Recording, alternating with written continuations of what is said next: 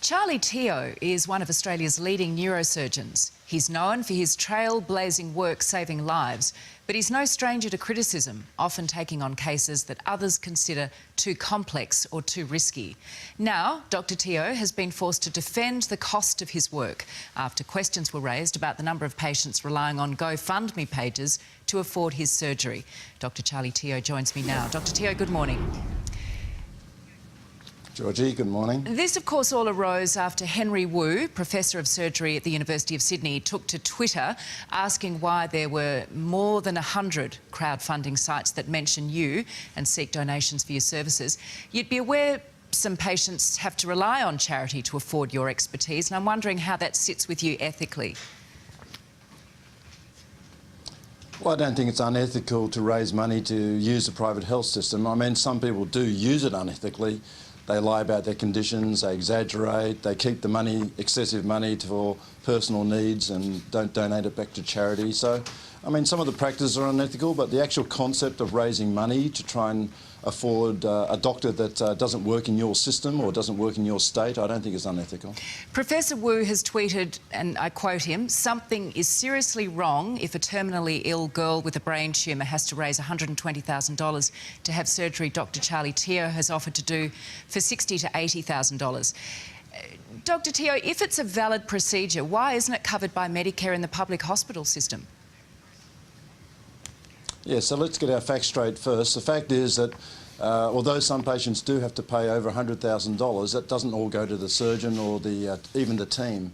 It's at a private hospital which is accounting to their shareholders. They have to make a profit. So, for example, that $120,000 bill that Henry Wu's talking about, $80,000 goes to the private hospital, $40,000 then gets dispersed amongst not only the surgeon, but also the assistant, the anaesthetist, the pathologist, the radiologist, the radiographer. So it's not that great an amount to each individual person. So what sort of percentage... So when you get your facts straight, let's talk about the fact... Can I just quickly ask you on that, though? Let's talk about the fact that... What sort of percentage of the pie would you get in that instance? Well, for that particular case, of $120,000 that he talked about, I got $8,000. Okay. But, you know, it's really not the total amount that each person gets. It's really the fact that people do have to pay for their private health care. And that's a little bit unfair. If I was a child with cancer in a foreign state who wants the very best care, I think you should be able to be done in the public system. But unfortunately, if you're done in the public system, you need a few people to swallow their egos. For example, if you were a centre of excellence, deemed a centre of excellence, then you could operate on interstate patients free of charge in the public system.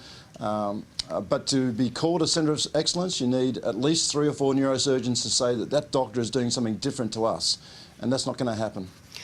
I see. So are you suggesting then that you would perform more surgery in public hospitals if the system was prepared to cover your costs? And let's face it, they're often high-stakes operations that no one else is willing to take on.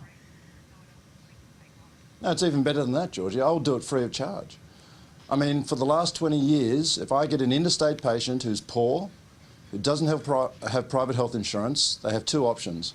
They come to the private system in New South Wales and get done privately, where they have to pay, or I say to them, listen, if you can get your neurosurgeon from your state to invite me to your hospital, I'll operate free of charge in the public system, which benefits not only you, but will benefit, hopefully, the whole neurosurgical community, where they can learn my techniques. Have I ever been taken up on that offer? Never. Okay. Georgie, in 20 years, never, until 3 weeks ago. 3 weeks ago, a neurosurgeon from Westmead Children's Hospital invites me over to do a case that he couldn't do. He swallows his pride. He gets me over there. A little child who's dying is operated on free of charge. And the outcome is fantastic. He's at home now, tumour out. So, Dr Teo, you're suggesting this is swallow their ego. Okay, so you're suggesting this is all about ego. This is about others in your profession resenting your profile and your reputation. That's all it's about. I mean, the whole Twitter thing is all about trying to destroy or discredit my reputation. I would say to that person, listen, there's a whole lot better things to do that we should be doing as doctors rather than trolling through websites looking for ways to discredit a colleague. You know, just get back to your lab, try and find the cure for prostate cancer. I'll try and find a cure for brain cancer. Thank you very much. Because the reality is, as you well know, people are dying, and crowdfunding for surgery is becoming a distressing trend. People are desperate to get the surgery to save their lives. The system's clearly broken. What needs to happen to ensure everyone has access to this sort of life-saving surgery? No, you're absolutely right. Firstly, we need a conversation, so that's one good thing that's come out of this. We then need people to drop their egos and say, listen, sometimes other doctors do it better than me, sometimes other institutions do it better than us, and we do need to applaud and encourage centres of excellence. And, but that's unfortunately not happening. There was a surgeon down at St George, a brilliant surgeon who was performing an operation that no one else performing. He couldn't operate on interstate patients in the public system, so he tried to set up a centre of excellence. For 3 years they tried. All they had to do was get his colleagues to say he's doing something different to us, and he was. He was the only person doing that operation called a peritonectomy. Couldn't happen. They wouldn't swallow their egos. How does that impact on you personally, knowing that others in your profession won't endorse you, that have this problem with you? How does that leave you feeling? Well, it's bad because, we sign a Hippocratic oath. We're in medicine to help our patients. We're in medicine to try and right the wrongs and improve people's health care. So, look, in their defence, it is easy to get caught up in your own interests. People get sued and people have to make money and you get driven by other things, but really we should drop all of that and we should think about our patients. And if you think about your patients and someone's doing an operation that you can't do or you refuse to do and it could benefit that patient, you should encourage it, not discourage it.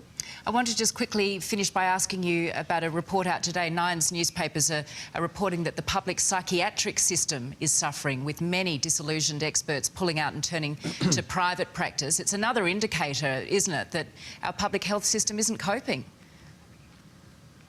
It is, Georgie. It is another indicator of that, and it doesn't cope. It's just a broken system, and pouring money into a broken system doesn't help. It needs to be completely revamped. We need to just reevaluate what we're there for and how it's working and how it's not working. Do you have the ear of the federal government on these sort of matters?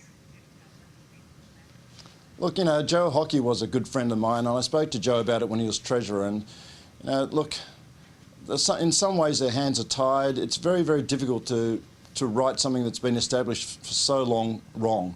And, these poor old public hospitals work on budgets, and you've got to hold to your budget. And if you break your budget, you get penalised for it.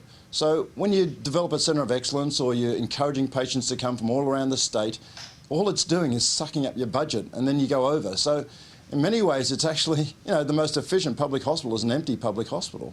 And, there's got to be something done, or you've got to get back to basics and try and fix that problem.